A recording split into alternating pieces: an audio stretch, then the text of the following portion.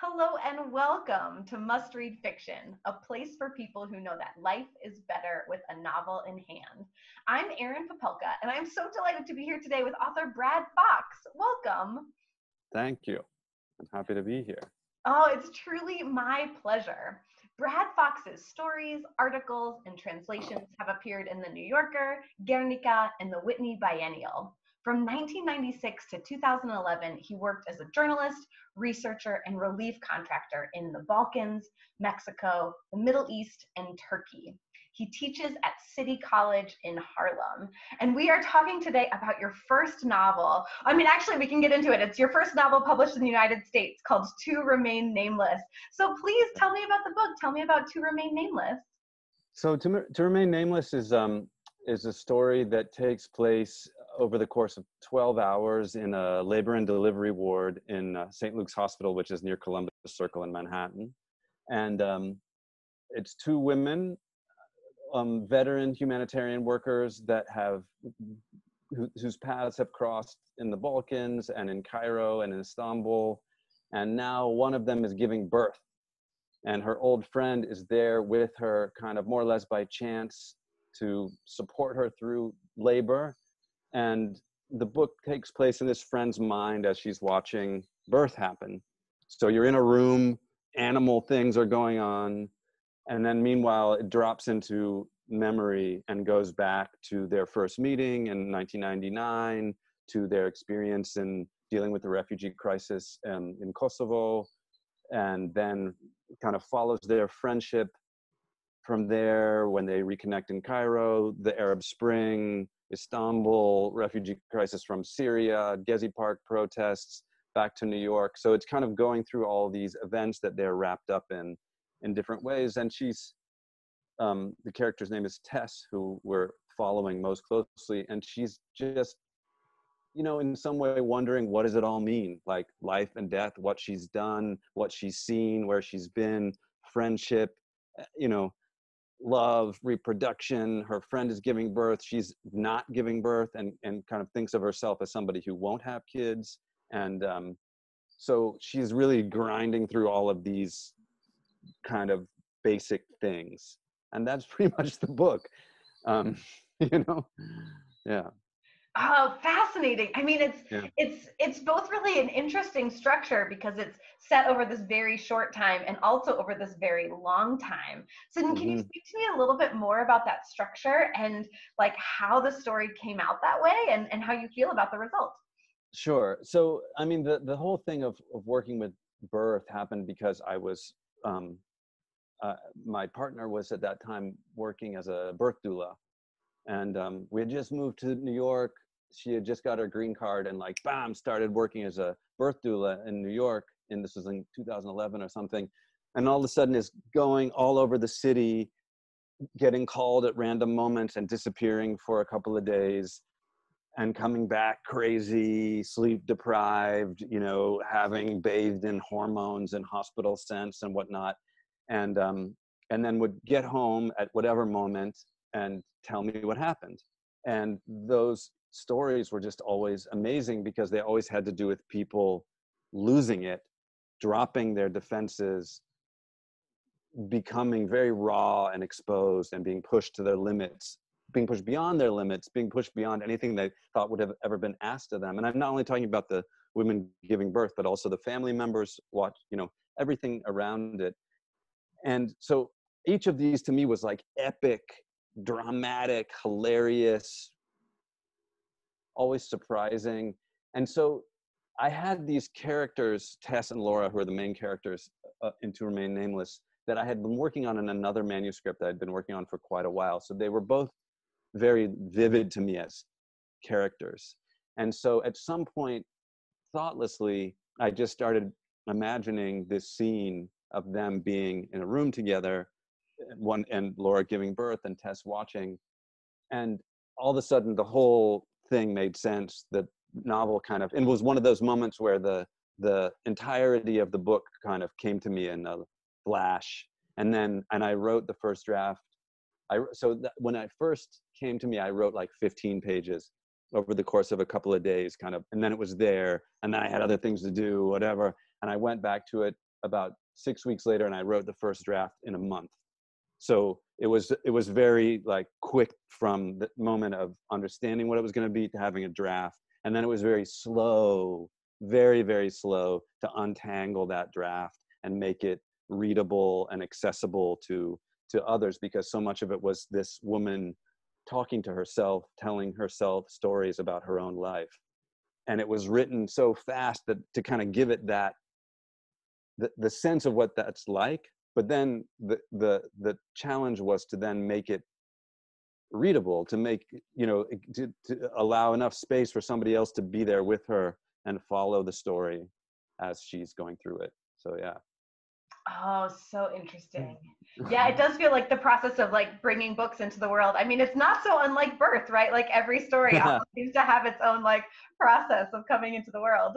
Yeah, it is. I mean, in some way it's, you know, there's been talk about narrative structure as male orgasm related, you know, that it has that kind of arc. And then they're like, how about, you know, what was that book, Spiral? Something, there was a book that was, how about other forms of narrative arc that have to do with like female pleasure?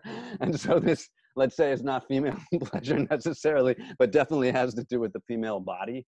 Sure. Yeah, so which isn't not something that I thought about in advance, but in as much as I'm a guy writing about this, I have to then be asked to think about it. So yeah. Yeah. Oh, fascinating. And so you talked a little bit about like the pace of writing it really quickly, and actually Mm-hmm. in preparing for this interview, I found an interview you gave with Ellen Boyette on Full Stop, and in that Mm-hmm. interview you said, "I've cultivated a kind of heat in my process, both in order to short circuit my critical faculties so I can more readily be surprised, and also to outrun my self-doubt," which I thought was a really compelling thing to talk about with the process. Can you speak a little bit more about that quote and a little bit more Sure. about that process? I mean, I think what I'm referring to is some point many years ago, struggling to not so much to become a writer in any professional way, but just to get to a point where I'm writing things that I'm interested in. So I started, and I was really interested in how what you eat affects what you write. Like very, you know, I was kind of interested in the body and the imagination, and so I did for quite a while without keeping track of things what I was eating, but I just would try to keep like a daily routine of crawling out of bed before coffee, before anything, and just babbling, and not really trying to channel in an automatic writing way, but kind of just trying to write thoughtlessly and really trying to cultivate that. And it somehow naturally led to a kind of breathless prose that I started to like, and became what I thought of as something characteristic of how my prose felt. And and so I stuck with that for quite a while until it became a little bit second nature. And then I would find now and then that things would come that I would just never have been able to think of. I mean, I always think of myself as somebody who doesn't have ideas, who, you know, if I sit and look at a screen, I'm just like zero, nothing, never. I'll look at this for the rest of my life. Nothing will ever cross my mind. Like if I try to meditate, then my mind is crazy with thoughts. But if I try to have an idea, then zero, complete silence happens. And that somehow what I wanted was to find a way around that thing where I could have things would come to me without me realizing it or wanting them to happen. And then it made it as if I judged it in a different way. It was as if it just was there. It wasn't mine in some way that I would then wonder whether it was good, which seemed like not a very helpful way to think about things. So that's, yeah, that's pretty much what I'm referring to in that moment.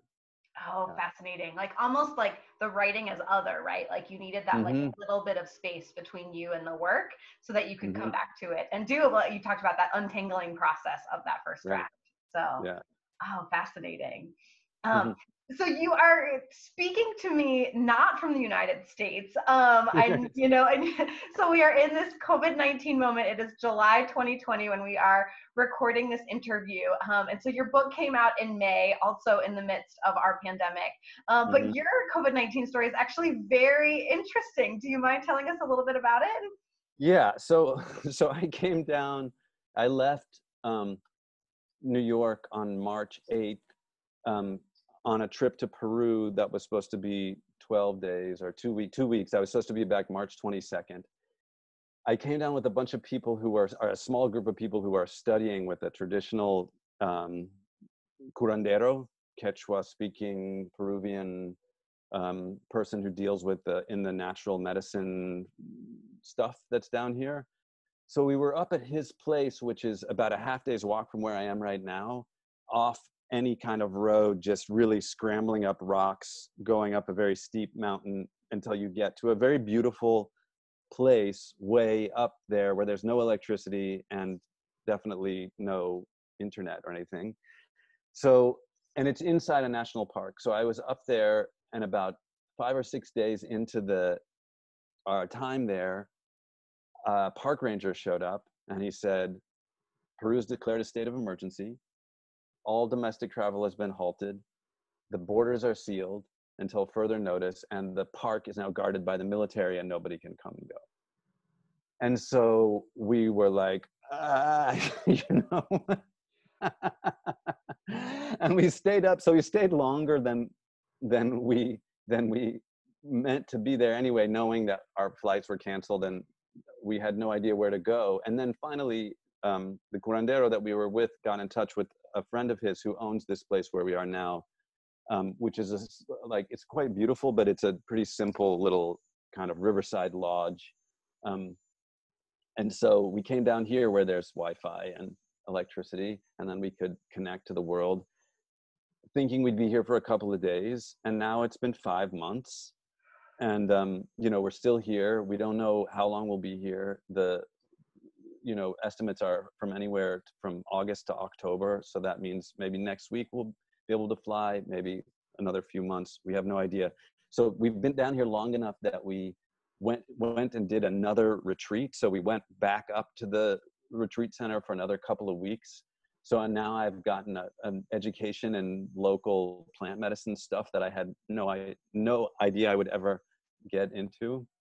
So it's been very disruptive, as it has been for everybody. And it's been very pleasant. I mean, I felt very lucky day by day. The experiences to be in this garden, there's monkeys and hummingbirds, and it's a lot of mosquitoes and poisonous ants as well, but it's a beautiful place to be.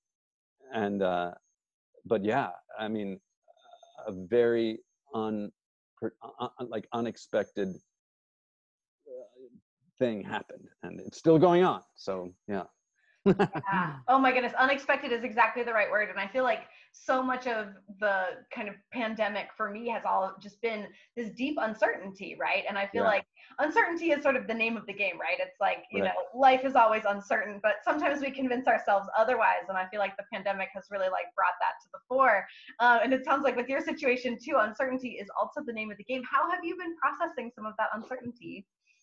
I mean, you know, day by day, like what else? I had no choice. I mean, I feel like also, working with these curanderos has been somewhat. Also, part of it is an experience of dealing with the jungle. Being so, he had us all stay alone in these isolated huts. So meaning when the whole thing started, I was up in the undeveloped jungle and staying alone, you know, all kinds of things happening, animals. So I was already in this world of trying not to be scared by things that I didn't know and couldn't identify. And somehow that just naturally let its way in to not only the virus, which at first wasn't here. So at first we were here, the borders were closed, and it was abstract, and we were just watching what was going on in the States and being like, oh my God, like, so terrible. And now this is one of the worst places in the world. And so it went, at first we were trapped here in order to keep the virus out. And now we're trapped here in order to keep the virus in without us doing anything. But that mentality, I guess, of going from what is that walking on the roof to where am I going to be tomorrow, to what's going on with my job, and how am I going to do my book events, and how is anything going to happen.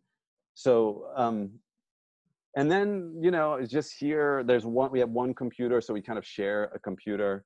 And then some of the other people actually went and got a cheap computer, but basically I have a computer for about half the day. So I get some work done, and then I found a local publishing house that publishes kind of local regional literature and cuentos amazónicos, like these stories of you know, kind of life along the river, but also going into the folklore of the region, and so I've gotten into that. And, you know, that's Yeah. And day by day, right? Hour yeah, by hour exactly. sometimes. Yeah, Yeah, yeah. absolutely. Absolutely. Well, thank you. Thank you for sharing Mm. that story, and hang in there. Yeah. And so for my last question, I wanted to you've done a lot of traveling, both in this exact moment and also, you know, kind of in like previous years. And so what are some of the things that you have learned from your travels? Oh my God. I mean, that's like, have I learned in life? It's a You huge know, I question. mean, Yes, indeed. I guess one of the main things is I grew up in Kansas City. So I grew up in the heart of the US, you know, as far from a national border as is probably pretty much possible. And so one of the main things about going out of the United States is that you immediately understand US foreign policy, and that what the rest of the world deals with is US foreign policy, and the kind of intricacies of domestic politics that we all, you know, get outraged about all the time kind of don't matter. And and and and in a way seem petty from the outside. And so when I first, you know, got to the Balkans, it was right after the US had intervened to try to end the war in Bosnia. And to try and untangle what that meant was a whole puzzle.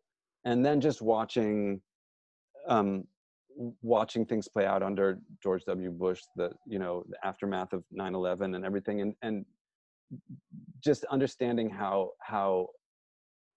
those decisions were of very serious consequence to the rest of the world in a way that people within the US, I felt like, often didn't think about and certainly didn't understand, which often wasn't their fault because those consequences weren't available. But just, I think that was one of them. If I can just say one thing that I learned, that's definitely something. Yeah, Yeah. that really And formed me.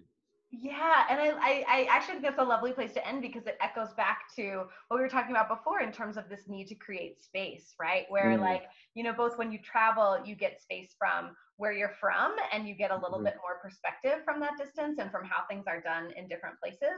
And I think mhm, likewise, fiction also, both in the writing of it and the reading of it, gives this beautiful way to sort of create space for the mhm. reader to sort of process things that are outside their experience, but then also the writer too, to sort of see things both of themselves but separate from themselves. So I think that there's Yeah, actually some really beautiful parallels there. yeah, yeah. That's nice. Yeah, for sure. Excellent. Oof. Yeah, no, big deep breath, big deep breath. Well, you know, now that we've, you know, solved everything, Brad Fox, thank you so very much for taking the time to speak with me today. Thank Thank you. It's you a real for pleasure. writing. Yeah, thank you for Yeah. writing To Remain Nameless, and good luck there in Peru. I hope you're able to get home soon. Thank you very much. Yeah. I hope everybody is pulling through in this crazy situation. Yeah. Yes, indeed, absolutely. Well, thank you. Thanks a lot.